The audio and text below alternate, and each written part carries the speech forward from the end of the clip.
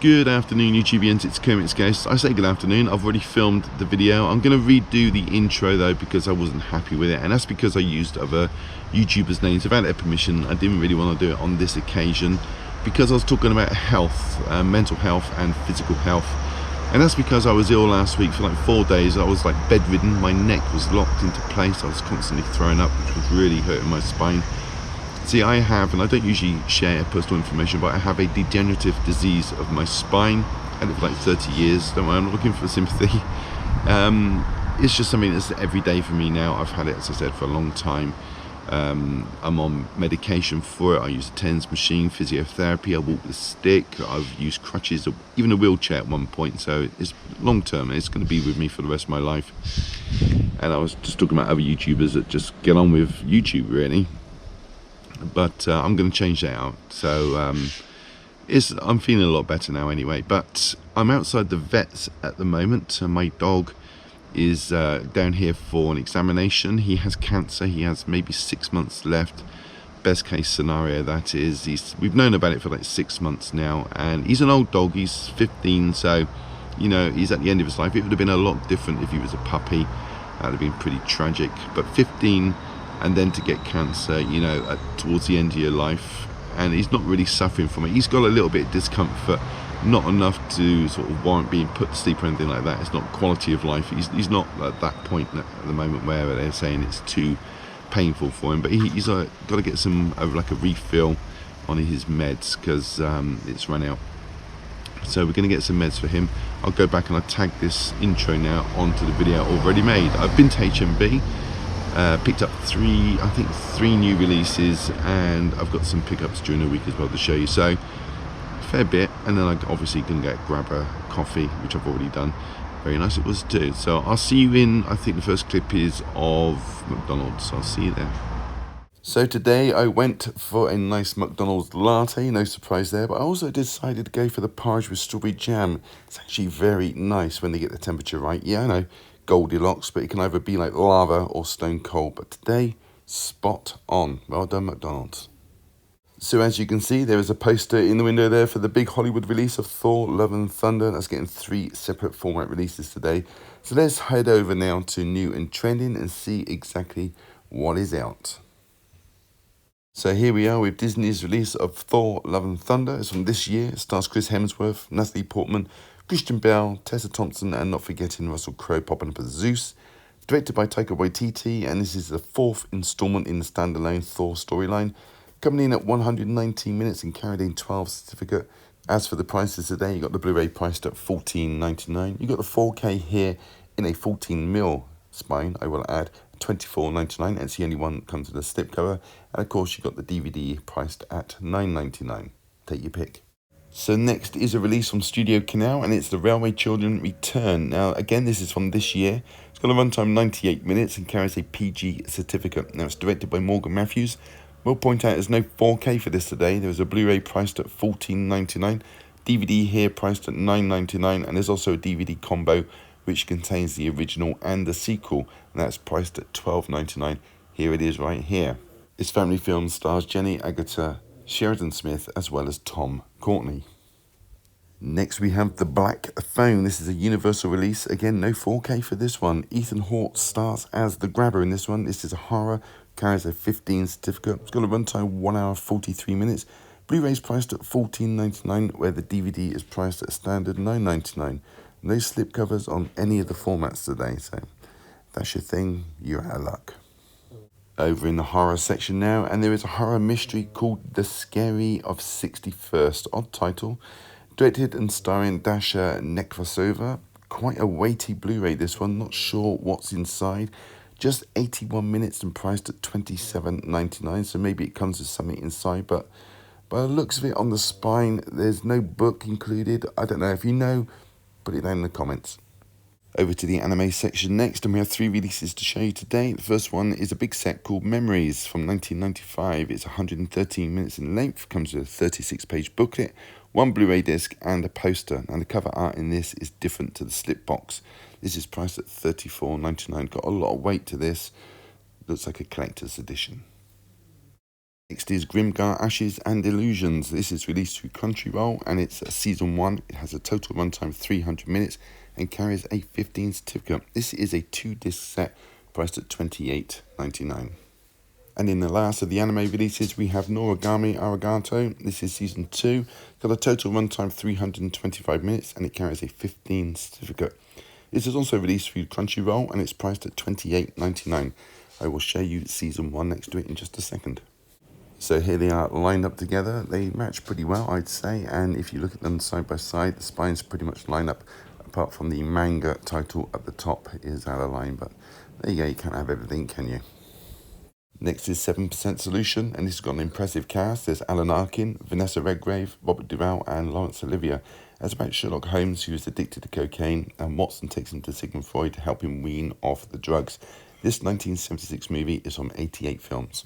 Next is the Warner Brothers release of the Steelbook of the Dr. No 60th Anniversary Edition. This is quite a hefty set there.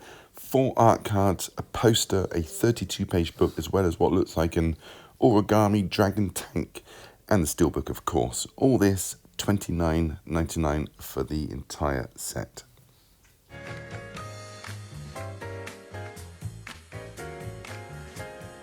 Hey everybody, welcome back. I've got 6 titles to show you this week, 2 indicator titles, a steelbook and a couple of new releases. I did actually pick up some other indicator releases, but I've not seen those yet, which I've seen these. So I'll talk about these ones today and I'll save those for another time. So let's crack on with it. Okay, first title to show you is Dr. Seuss's 5,000 Fingers of Dr. T, indicator title that I picked up from the shelves of HMV. This is an odd one to say the least. Made in 1953, definitely a Dr. Seuss influenced movie. He actually wrote the screenplay and all the song lyrics to this, and it's the first time he's ever done that for a film. Never done it since. Now, title refers to an institution run by Dr. Terwilliger, played by Hans Conried. He's a music teacher in the film who is obsessed with the piano. Most of the film is actually set during a dream, and it's a dream of one of his, I wouldn't say star pupils, one of his lesser star pupils, Bart Collins, played by Timmy Rittick. You might know from the TV movies Lassie back in the 70s. He died quite young actually. Bart's dream also features his mother Heloise, played by Mary Healy, and a plumber called Augustus Zablowski. Told you it was a Dr. Seuss movie, didn't I? August is played by Peter Lind Hayes, who was actually married to Mary at the time of filming and until his death 45 years later. They break the fourth wall in the film, with Bart addressing the audiences in several scenes. The dream sequences are acted in these really exaggerated sets to mimic dreams, and is quite effective. The film's got a runtime of 1 hour 29 minutes. Not going to be for everybody, this one. Let's take a look inside. So I'm going to say that image on the front there, because Indicator do not give synopsises on the back of their films, which is really annoying. I was kind of led into believe, looking at this, that it was kind of like a Peter Pan kind of film, but it's not at all. That is quite misleading, that cover. The image on the front, even more misleading actually, is the image on the disc. This is part of the dreamlike sequence where he's like falling from a ladder. And on the reverse of the cover there are images of other titles to pick up from Indicator. So that was Dr. Seuss's 5,000 Fingers of Dr. T. Okay, next title to show you, which is also an Indicator release, and again from the shelves of HMV, Blue Collar, 1978 crime drama directed by Paul Schrader. He's probably best known for writing the screenplay to Taxi Driver. Now in this film you've got 3 main actors. You have Richard Pryor, Harvey Keitel and Yaphet Kotto. Now these 3 men all work together in a car manufacturing plant in Michigan, and let's just say they're down on their luck through life circumstances, that kind of thing, life choices, and they hatch a plan to rob the safe at the Union headquarters. Richard plays Ezekiel. He's a family man with 5 children. Also he claims he's actually trying to claim them for tax breaks, and I say he was only 38 when he made this film as well. You got Yaphet playing Sam, aka Smokey. He's an ex-con, and you've got Harvey Keitel playing Jerry. He's a man who's working 2 jobs to support his wife and daughter. Now, after the robbery goes relatively smoothly, they only come away with petty cash, $600. But they also find his ledger in there that they use to try and bribe the corrupt bosses at the work plant. Things get out of hand from there on in. The FBI get involved, try to get the men to testify against the company. The agent actually is John Barrows, played by Clifton Young. You might know him from Flight of the Navigator. He was the dad in that one. This is a really gritty film, very good. The 3 leads all work really well together, despite reports that they all fought on set. And allegedly, at one point, Richard Pryor pointed a loaded gun at the director and he had a nervous breakdown. This one comes in at 1 hour 53 minutes. Brilliant film. Let's take a look inside. Again, on the back there's no synopsis. You've got a list of the extras, which is nice, but you need to know what the film is about if you're going to buy it. Image on the disc there is Richard Pryor having a kind of a breakdown at the plant there, going off on one. And again, on the inside cover there's images of more films to buy from the Indicator range. So that was Blue Collar. Next title is The Railway Children Return, directed by Morgan Matthews, who was actually the founder of Minnow Films. This is a direct sequel to the 1970 original, which sees Jenny Agutter reprise her role as Roberta Waterbury. Now, the first film was set in 1905, this one's set 39 years later in 1944. Roberta's now a grandmother. Her daughter Annie, a schoolmistress, is played by Sheridan Smith, and she has a son called Thomas, and they all live in Yorkshire. Now, due to the intense bombings in Manchester, because it's during the Blitz, several children are relocated to the village of Oakworth, where Roberta and her family live. They are Lily, Patty and Ted. Now, it's requested when they arrive that 3 children are not to be separated, so Roberta, or Bobby as she's known in the film, take the children in. The children get caught up in a plot to help this African-American soldier named Abe, played by KJ Akins. The whole stopping of the train is reenacted as an homage into the first film. I will point out actually that John Bradley is in this. He's Richard Perks. He works in the railway station. John was in Game of Thrones. He was Samuel Tarly. He worked in the Citadel, the library. That actor is going places, I tell you. It's got a runtime of 98 minutes. Let's take a look inside. So this one comes as a slipcover, has the same image as it does on the cover, and it's a lovely glossy slip as well. Put a bit of pride in their presentation. Disney should take note of that. And it didn't stop there. Look at that. They've put an image of the train on the disc as well. Bravo. So that was Studio Canal's The Railway Children Return. Okay, next title to show you is Thor Love and Thunder. 29th outing in the Marvel film franchise. And for me, this film has 2 conflicting elements I will explain. First of all, you've got Gore the God Butcher, played by Christian Bale. He plays a character straight and with conviction. Bravo for Christian for doing that. Brilliant performance. He becomes the Butcher of Gods after his long-suffering people die out, including his daughter, and the chosen god cares not a jolt. Now, as a result, he chooses to wield the God-killing sword and rid the universe of all gods. Then you've got the buffoon that is Thor, played by Chris Hemsworth, and I'll come back to him in just a second. The story is narrated by his best pal Korg, the rock creature voiced by the director Taika Waititi, and the film sees Thor at its crossroads in life, and it isn't helped with the arrival of Jane Foster, now known as the Mighty Thor, voiced, or played rather, by Natalie Portman.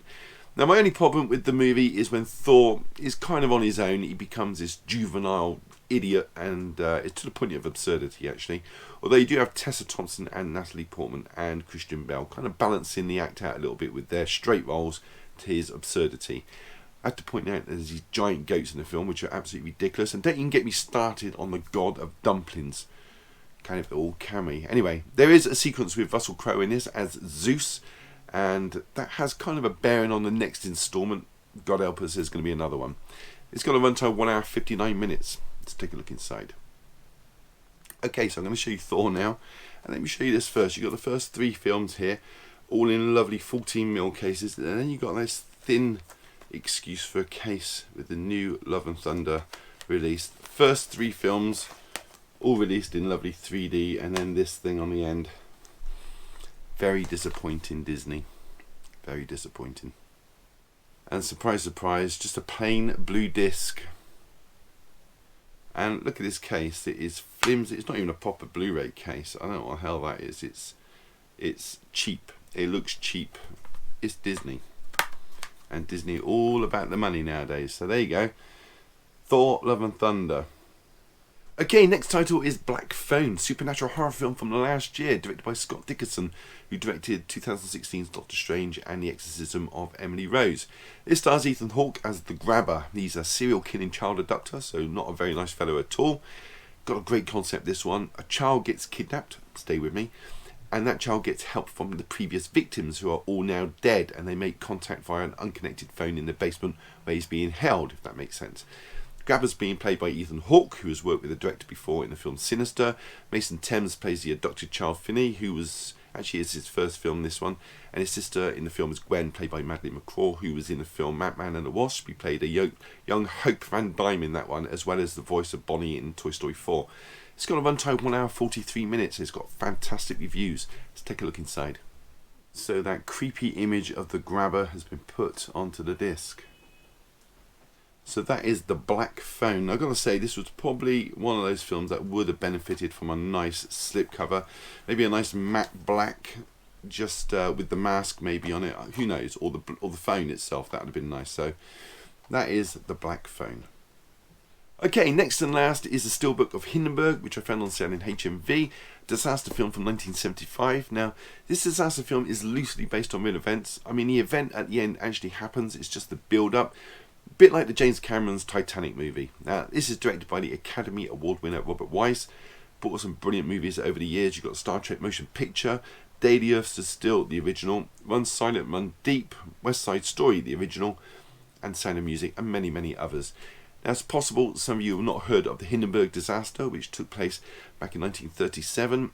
The Hindenburg was a passenger ship that was travelling from Germany to New Jersey in America, fueled by hydrogen, so a ticking time bomb. And then when it went into dock at the conclusion of its flight, it caught fire, killing many people on board and one person on the ground as well. You can check out the footage on YouTube. It's in colour as well, some of it. Movie has got a lot of stars. The pilot is played by Charles Durin. You've got head of security George C. Scott. Burgess Meredith's in this as a passenger alongside Anne Bancroft. The chief rigger in this is played by William Atherton. He was that sleazy reporter in Die Hard. He was also Walter Peck in Ghostbusters. Renée Auberjonois, probably known best as Oda from DS9. Great cast, and this is just one lead up to the possible reason behind the Inferno and the end to the air travel industry. Now, the picture in this is absolutely superb, as was the sound actually, and it's got a runtime 2 hours 5 minutes. So it's a nice long build up before the disaster. Let's take a look inside. So actually I've got two to show you. You've been looking at the Steelbook, which I will show you has an image inside and a double image on the back. But I got my daughter, because I don't actually have Steelbooks on the shelves, I got my daughter to print off a cover for me. And inside,